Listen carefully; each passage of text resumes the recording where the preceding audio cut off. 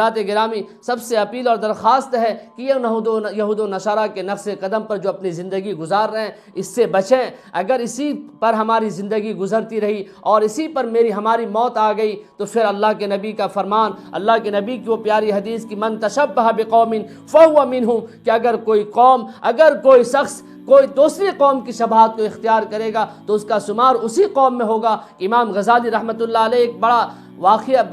عجوبہ واقعہ اپنے کتاب میں لکھتے ہیں کہ ایک شخص، ایک بہت بڑا محدث، ایک بہت بڑا عالم دین، جو حدیث کا جاننے والا، جو قرآن کریم کی آیتوں کا مفہوم کو سمجھنے والا، قرآن کریم کو تلاوت کرنے والا، جناب محمد رسول اللہ صلی اللہ علیہ وسلم کی احادیث سے محبت کرنے والا، اسلامی شریعت سے محبت کرنے والا،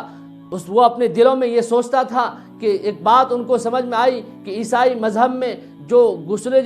جنابت ہے وہ اس عیسائی مذہب میں نہیں ہے کہ ہم ناپاک ہو گئے تو ہم کو غسل کرنا پڑے گا۔ وہ ناپاکی کو دور کرنے کے لیے، وہ نجاست کو دور کرنے کے لیے جس طرح سے اسلامی شریعت میں غسل ضروری ہے، فرض ہے، وہ چیزیں عیسائی مذہب میں نہیں۔ تو وہ عالم دین یہ سوچتے تھے، یہ سمجھتے تھے، یہ دل میں یہ سوچتے تھے کہ اگر یہ چیز ہمارے اسلامی شریعت میں بھی نہ ہوتی تو کتنا اچھا ہوتا۔ حضرات گرامی، ان کی جو موت ہوئی اس بات کو صرف سوچنے پر انہوں نے کبھی عمل نہیں کیا۔ ایسا نہیں کہ انہوں نے اپنی بیوی سے ہم بستری کیا اور انہوں نے غسل نہیں کیا،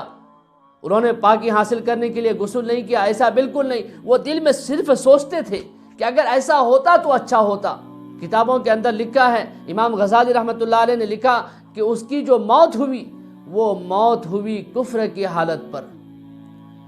اس بات کے بارے میں، چیز کے بارے میں جب تلاش کیا گیا، ان کی بیوی کے پاس کچھ حضرات پہنچے، انہوں نے پوچھا ان سے، ان لوگوں نے پوچھا کہ یہ ماجرا کیا ہے۔ وہ تو بہت بڑے عالم دین تھے، بہت زیادہ علم حدیث کے جاننے والے تھے، قرآن کریم کی تعلیمات ان کی زندگی میں تھی، بہت بڑے عالم دین، بہت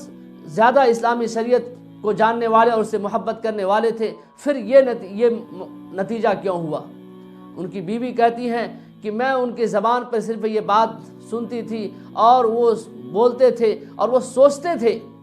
کہ اگر عیسائی مذہب میں جو چیز ہے کہ غسل جنابت نہیں کیا جاتا، اگر وہ اسلامی شریعت میں ہوتا تو یہ اچھا ہوتا۔ انہوں نے کبھی اس پر عمل نہیں کیا، لیکن مجھ کو امید ہے کہ اسی بات کو بولنے پر، یہ دل میں جو سوچ رہے تھے، اس کے سوچنے پر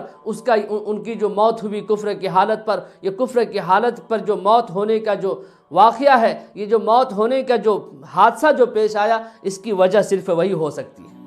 تو حضرات گرامی، ایک عالم دین نے صرف یہ سوچا اور ان کی موت کفر کی حالت پر ہو رہی ہے، تو افسوس کرنے کا مقام ہے کہ ہم اپنی زندگی کے ہر وقت، ہر ایام یہود و نصارہ کے نقش قدم پر گزاریں اور پھر ہم یہ امید لگا کر بیٹھے کہ موت کے وقت ہمیں کلمہ نصیب ہو۔ خدا کی قسم یہ ہو ہی نہیں سکتا۔ ہم جس قوم سے محبت کریں گے،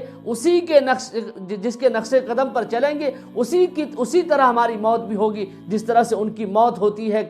ایمان سے دور ہو کر، کفر کی حالت میں جس طرح سے اس کی موت ہوتی ہے، اسی طرح سے ہماری بھی موت ہوگی۔ اللہ ہم سب کی حفاظت فرمائے۔ اللہ ہم سب کو اس یہود و نصارہ کے جو منصوبے ہیں، ان کی جو پلاننگ ہے، ان کی پلاننگ کو سمجھنے کی ہمیں اللہ توفیق نصیب فرمائے۔ اللہ ہم سب کو یہود و نصارہ کے جو پلاننگ، جو منصوبے ہیں، ان سے بچنے کی توفیق عطا فرمائے۔ آمین وآخر الدعوانا ان الحمد للہ رب العالمین۔